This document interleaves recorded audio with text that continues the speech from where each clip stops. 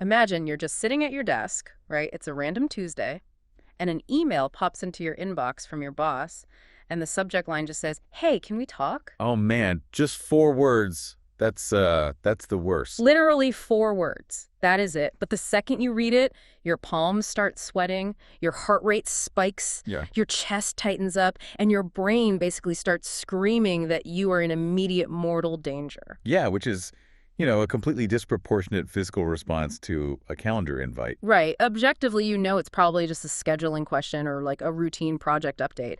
But your biology is literally preparing you for a life or death struggle. It's reacting exactly as if a tiger just stepped out of the bushes and locked eyes with you. Because to your nervous system, the threat of social exposure or criticism is, well, it's indistinguishable from the threat of being eaten alive. The mechanism firing off that panic is ancient, and it really doesn't care about your rational brain. So, welcome everyone to today's deep dive. We are tackling a really profound mission today. We're exploring the intersection between the modern psychological defense mechanisms we use to protect ourselves from shame and the ancient Vedic concept of total devotional surrender. Yeah, it's a fascinating dialogue between cutting-edge behavioral science and thousands of years of spiritual wisdom. We are looking at why the human brain so stubbornly prioritizes basic survival over, our need for authentic self-expression. Exactly.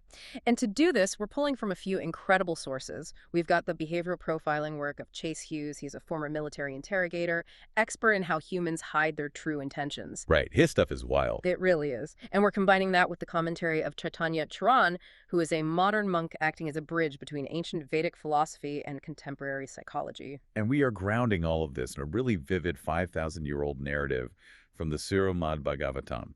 It's about a 5-year-old prince named Dhruva Mahārāja. Yeah, we're going to look at how this ancient child's reaction to being brutally bullied maps perfectly onto the emotional armor you and I wear to the office, to family dinners, and, well, in our relationships every single day.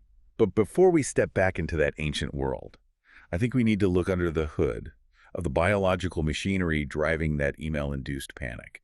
Like, Chase Hughes argues that we have fundamentally misunderstood shame. How so? Like, we usually think of it as just feeling guilty, right? Right. We treat shame like a moral failing or a character flaw. But biologically, Hughes says shame is a highly evolved survival system.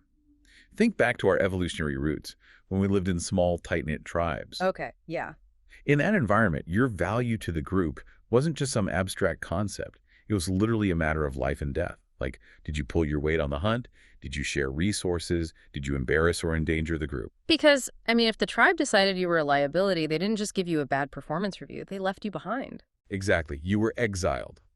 And an exiled human in the ancestral environment didn't just experience loneliness, they starved to death or they became prey. Oh, wow. So it's not just sadness, it's literally game over. Total game over. So the human nervous system learned a brutal, permanent lesson very early on. Social exclusion equals death.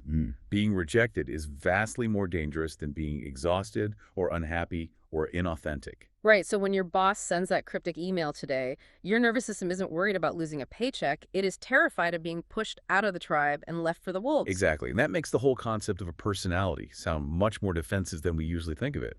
To avoid this death by exposure, the nervous system builds protective psychological armor. Okay, let's unpack this a bit. Are you saying our entire personality is just like a trauma response? It dictates almost everything, yeah. Yeah. Hughes outlines several common archetypes, which are basically masks we wear to hide our core vulnerabilities.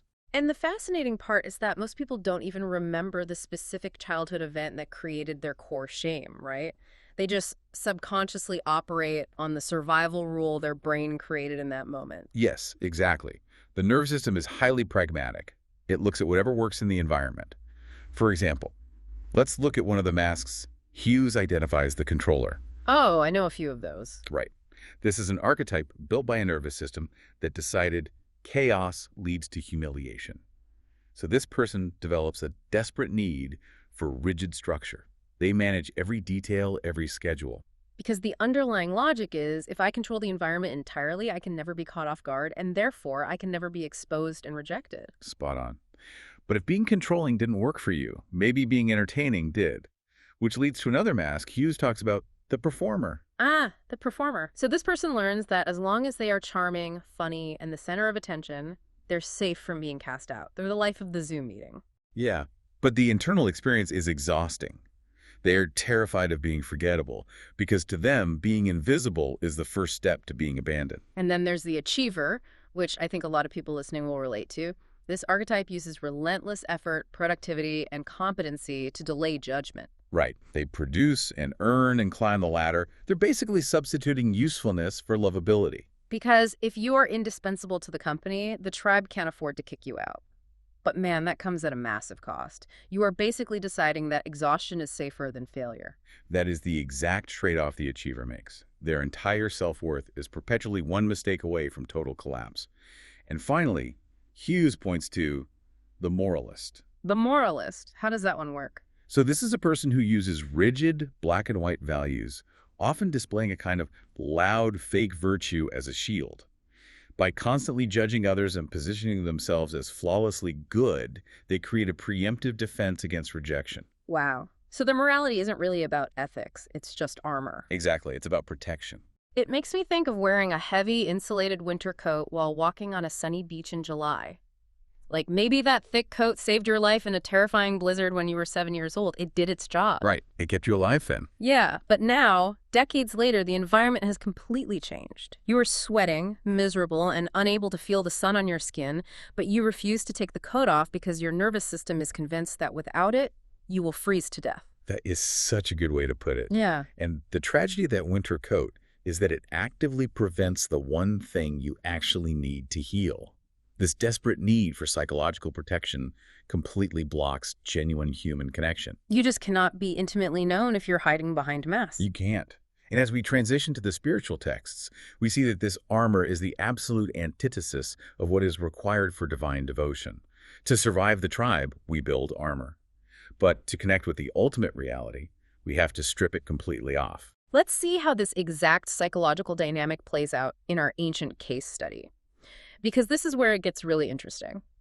We are looking at a story from the Srimad Bhagavatam about a 5-year-old prince named Dhruva. And the setup here is a classic royal family drama, right? Oh, total drama. King Atanapada has 2 wives. One is his absolute favorite, Queen Suruchi. The other is basically ignored and neglected, Queen Sunīti. And Sunīti is Dhruva's mother. Okay, setting the stage. Right. So one afternoon, little 5-year-old Dhruva walks into the grand throne room. He sees his stepbrother, the son of the favorite queen, sitting happily on the king's lap. And naturally, Dhruva wants to climb up there too. Which is, I mean, he's just seeking basic parental shelter and affection. It's a completely natural impulse for a kid. But the favorite queen, Suruchi, physically stops him. And she doesn't just tell him to wait his turn. She delivers a brutal public humiliation in front of the entire court. Oh, it's so harsh. She tells this 5-year-old boy that because he was not born from her womb, he is essentially worthless. She declares that if he ever wants to sit on that throne, or even on his father's lap, he has to go die, worship the Supreme Lord, and be reborn as her son. I mean, we were just talking about the primal terror of tribal exile. This is the ultimate manifestation of it. It is an incredibly public, devastating social exclusion aimed at a child's core identity and right to exist. And the detail that makes it so much worse is the king's reaction. Dhruva's father is sitting right there, and he remains completely silent. He watches his son get verbally destroyed and exiled from the family unit, and he doesn't say a single word. Yeah, that silence is deafening. Yeah. And if we run Dhruva's reaction through Chase Hughes' behavioral profiling lens, we see something very familiar. We don't see a boy having a sudden spiritual awakening. Right, he doesn't just peacefully accept it. Not at all. We see a nervous system going into overdrive to build a survival mask. The ancient text actually describes him reacting like a struck snake. He is breathing heavily, his lips are trembling with pure rage. It specifically mentions his kshatriya, or warrior blood boiling. Because his social standing was attacked, his brain registered the threat of exile. Exactly. And his response was essentially, I will build the ultimate achiever armor. He runs crying to his mother, but he doesn't just want comfort. He makes a wild vow. He declares he is going to attain a kingdom bigger and more opulent than his great-grandfather, Lord Brahma. Who happens to be the creator of the universe. Right. A 5-year-old is like, I'm going to outdo the creator of the universe. But look at the mechanism there. Dhruva is answering the core survival question. What would destroy me socially if it were true? For him, the vulnerability was being illegitimate, powerless and unloved. So his entire being instantly organizes around ensuring he is never powerless again. Yes, he adopts a hybrid of the achiever and dominator archetypes. He is going to become so powerful that no one can ever humiliate him again. His initial drive to seek out the divine was fueled by pure, unadulterated toxic shame and revenge. Which, raises a huge problem for his spiritual journey. He is filled with ego and anger. So how does he transition from building an ego-driven defense mechanism to actual, genuine spiritual surrender? Because, spoiler alert, he does eventually become one of the greatest devotees in the Vedic tradition. Right.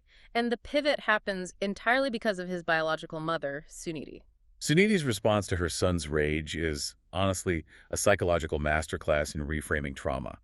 If she had simply told him to calm down, or that his stepmother was just jealous, Dhruva's nervous system would have rejected it. Yeah, he would have felt unheard, and his achiever armor would have just hardened further. Instead, she does something completely counterintuitive. She agrees with the cruel stepmother. Wait, really? She takes the stepmother's side. Well, she tells Dhruva, yes, what she said is true. Your father is ashamed of me, and you are in a deeply unfortunate position. She completely validates the reality of his pain and his social exclusion. Oh, wow. Okay, so she doesn't gaslight him. Exactly. But once she has him listening, she redirects that massive, angry energy. She tells him that wishing harm on others only brings more suffering. If he really wants a position greater than anyone else's, he cannot rely on earthly power. He must seek the ultimate shelter of the supreme personality of Godhead, Narayana. And this is where Chaitanya Charan's commentary becomes so vital for understanding the mechanics of surrender, right? Charan introduces the concept of the staircase of shelters. Yeah, the staircase. It's such a great visual. Throughout our lives, we rely on immediate, tangible shelters to protect us from the harshness of the world. Our parents, our jobs, our bank accounts, our social status, our psychological archetypes, they act like an umbrella in a storm. Let's visualize that staircase for a second. You are standing on a wooden step, say, your career, or in Dhruva's case, the expectation of his father's protection. And suddenly, with a loud crack, that wooden step snaps beneath your feet. For Dhruva, that snap was his father's deafening silence in the throne room. When that immediate shelter fails you, the sensation is just pure panic. It feels like you are free-falling into the abyss. It does. But Charan argues that this structural failure is actually a profound spiritual test. The step didn't break to destroy you, it broke to force you to reach for a handrail you couldn't even see before. It forces you to lift your foot and step up to the next level, to seek the ultimate imperishable shelter of the divine. Right, and Sunīti helped Dhruva see that the destruction of his earthly shelter was the exact catalyst required for his growth. The contrast here between modern psychology and the ancient spiritual path is stunning. Because when we feel worthless or excluded today, our instinct is to become the controller or the performer. We build thicker armor to hide the shame. But divine submission requires the exact opposite mechanism. It requires you to acknowledge that your armor is useless paper, to admit that your earthly shelters are fragile, and to stand completely vulnerable. You simply cannot take ultimate shelter while you are simultaneously clinging to your protective masks. True surrender requires admitting, I cannot protect myself. And for a nervous system wired for tribal survival, giving up control like that is, well, it's the most terrifying thing you can do. It sounds beautiful in theory, but, we don't all have a wise mother like Sunīti to point out our blind spots and redirect our energy. For you, the listener, sitting in traffic or folding laundry right now, how do you actually identify the unconscious defense patterns running your life? Because by definition, our armor is invisible to us. Exactly. Well, Chase Hughes has a brilliant workaround for this blind spot. We can call it the insult formula. Hughes notes that the insults we hurl at other people are not randomly selected from the dictionary. Okay. They're incredibly precise boundary markers of our own fragile identity. We aggressively judge in others what we cannot afford to be ourselves. Wait, I want to push back on that for a second. Because if someone cuts me off in traffic and I yell out the window that they're a reckless jerk, I am not secretly terrified of being a reckless jerk. I am just genuinely mad that they almost crashed into my car. How does Hughes differentiate between situational anger and this deep identity-level terror? That is a really crucial distinction, and it comes down to the emotional load and the repetition. Situational anger flashes and fades. The insult formula applies to the specific words you use repeatedly, the ones dripping with genuine contempt and disgust. Oh, I see. It is the insult you reach for when your core identity feels threatened. Exactly. Contempt is the smoke alarm. Okay, that makes sense. Contempt is the smoke alarm. So how do we decode this smoke alarm? Walk us through the steps. Step 1. Capture the exact word. Think about the insult you reach for most quickly when you are deeply annoyed or feeling superior. Is it weak? Is it fake? Is it lazy? The exact vocabulary really matters here. Got it. And step 2. Step 2. Identify the category of the attack. Hughes says all of these insults generally fall into an attack on someone's capability, their character, their belonging, or their control. And step 3, as we discussed, is confirming the emotional load. Is there real contempt there? Right. And step 4 is the reveal. You flip the sentence to decode your own underlying fear. Let's do an example. Let's use the word fake. Okay, if your go-to insult is dismissing people as fake, plastic, or frauds, you flip that judgment inward.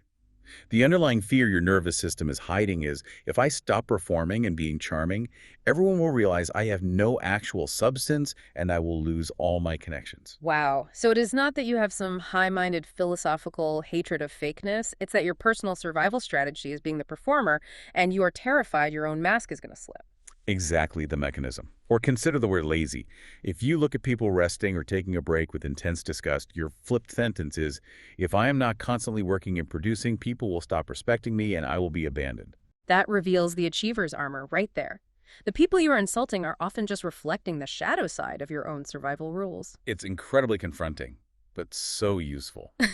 Let's turn this into a practical exercise for you, the listener. Try this for the next 24 hours. Just notice which behaviors in other people irritate you instantly. The moment that flash of judgmental contempt hits, I want you to pause. Don't say the insult out loud. Take a breath and ask yourself, what am I still hiding? What rigid rule of survival am I projecting onto this person? Catching the defense mechanism in real time is a huge victory, but it raises the ultimate question, what do you actually do with that realization? Seeing the heavy winter coat is one thing. Surviving the perceived cold when you take it off is another. Right. And to answer that, let's look at how Dhruva actually handled the process of taking off his armor. After speaking with his mother, he meets the roaming sage Narada, who gives him a specific mantra and instructions. And then he goes deep into the Madhuvana forest to meditate. Yes, and he engages in a path of extreme, escalating austerity. The ancient text describes this vividly. For the first month, he eats only berries every third day. By the second month, he's eating only dry grass and leaves every 6 days. And it just keeps escalating. It really does. He drinks water every 9 days, then inhales air every 12 days. Eventually, he's standing on one leg like a pillar, stopping his breathing entirely and meditating with such intense, singular focus that the text says he literally chokes the breath of the entire universe. It is a breathtaking, dramatic image of absolute discipline. But the key for us is translating that ancient physical austerity into a modern psychological practice. Because we're obviously not telling the listener to go to a local park, stand on one leg, and stop eating. Right, no, please don't do that. Dhruva's physical fasting was an external manifestation of a total withdrawal from his sensory demands. He was refusing to let his physical discomfort dictate his focus. So what is the modern equivalent? Because sitting with the feeling of worthlessness without instantly pulling out my phone to doom scroll, or working late to feel productive, or cracking a joke to diffuse the tension, honestly, that sounds harder than not eating berries for a month. It is arguably harder because the threat feels so existential. For the modern listener, the austerity is the painful, profoundly uncomfortable discipline of sitting with your shame without reaching for your usual psychological armor. So if you are the achiever, If you're the achiever, the austerity is forcing yourself to log off at 5 p.m. and sitting alone in the rising panic that you are no longer being useful. and if you are the controller, the austerity is letting someone else plan the weekend and enduring the sheer anxiety of the unknown. It is the refusal to numb out, the refusal to hide behind the mask. But why does the nervous system fight this vulnerability so viciously? Because taking off the mask feels like stepping out of the tribe to be eaten. Your brain is screaming that if you let people see the real, unpolished, unproductive you, you will be abandoned. The austerity is enduring that false alarm without reacting to it. By refusing to run, you develop what Chaitanya Sharan calls a taste for a higher reality. When Dhruva completely surrendered and dropped his need for power and revenge, he didn't die. He didn't lose everything. He encountered the divine, and suddenly his desperate desire for a worldly kingdom just evaporated. It felt meaningless compared to the ultimate shelter he found. And the mechanism of healing is exactly the same for us. When we practice the austerity of emotional vulnerability, we find that dropping our psychological armor doesn't kill us, despite what our evolutionary biology predicts. Wow. Instead, we discover that taking off the mask is the only condition under which we can be genuinely seen, known, and loved. It is the only way to fundamentally overcome that core shame. It is amazing how a former military interrogator studying human deception and an ancient Vedic text about a prince in a forest lead us to the exact same conclusion about how to be free. It really is. Let's tie all these threads together. We started by exploring how the ancient evolutionary terror of being exiled from the tribe wired our nervous systems to construct personalities built out of defensive armor. Right. We looked at how young Dhruva Mahārāja took the devastating blow of public humiliation and, through his mother's brilliant reframing, realized that the shattering of his earthly shelter was the necessary push to seek the ultimate spiritual shelter. And we explored the mechanics of Chase Hughes' insult formula to help you spot the exact survival fears running your life from the shadows. And finally, we translated ancient forest austerities into the modern, courageous act of sitting with your vulnerability. And as we close out this deep dive, I want to leave you with one final thought to mull over regarding how we project our internal world outward. We spent time decoding how the things you hate and judge in others reveal your deepest fears and your hidden shame. But consider the inverse of that equation. If your deepest shame dictates who you despise, could it be that your deepest, most unacknowledged desires dictate who you idolize? Oh man, that is a wild thought. The next time you find yourself blindly admiring someone, obsessing over a celebrity, or putting a leader on an absolute pedestal, pause and ask yourself, what forbidden part of your own authentic self are they expressing out loud that your nervous system is simply too terrified to let out? It turns out, whether it is deciphering an ominous email from your boss or reading a 5,000-year-old story about a prince seeking a throne, the path to peace requires the exact same terrifying step. You have to be willing to take off the armor. Thanks for joining us, and we will catch you on the next Duck Dive.